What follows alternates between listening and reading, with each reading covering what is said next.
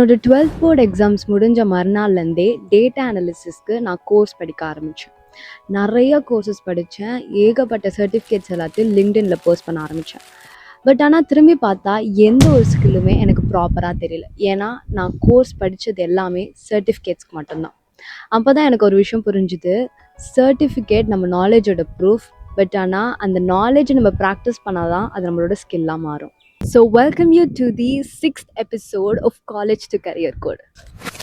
நான் ஃபாலோ பண்ணுற ஒரு கோல்டன் ரூல் என்ன அப்படின்னா, ஃபார் எக்ஸாம்பிள் பவர் பிஐயில் நீங்கள் ஒரு சர்டிஃபிகேட் பண்ணுறீங்க அப்படின்னா கண்டிப்பாக அதோட ஒரு மினி ப்ராஜெக்டாவது நீங்கள் செஞ்சுருக்கணும். அப்போ தான் உங்களோட நாலேஜ் நீங்கள் அப்ளை பண்ணும்போது நீங்கள் எங்கெங்கெல்லாம் மிஸ்டேக்ஸ் பண்ணுறீங்கன்றது தெரியும். நீங்கள் படிக்கிற எல்லா டூல்ஸ் அண்ட் ஃப்ரேம் ஒர்க்ஸுக்குமே சர்டிஃபிகேட் கோர்சஸ் பண்ணியே இருக்கணும் அப்படின்னு கேட்டிங்கன்னா அவசியம் கிடையாது. இப்போ ட்ரெண்டில் இருக்கக்கூடிய க்ளவுட் கம்ப்யூட்டிங் அண்ட் இன்னும் சில பல ரோல்ஸ் எல்லாமே சர்டிஃபிகேட் கோர்சஸ் இருந்தால் அது ஒரு added advantage. So cloud providers like AWS, Azure இவங்களே உங்களுக்கு ஃப்ரீயாகவும் இல்லை பே பண்ணக்கூடிய சர்டிஃபிகேட் கோர்சஸ் எல்லாத்தையும் ப்ரொவைட் பண்ணுறாங்க. அதை நீங்கள் செக் அவுட் பண்ணிக்கலாம்.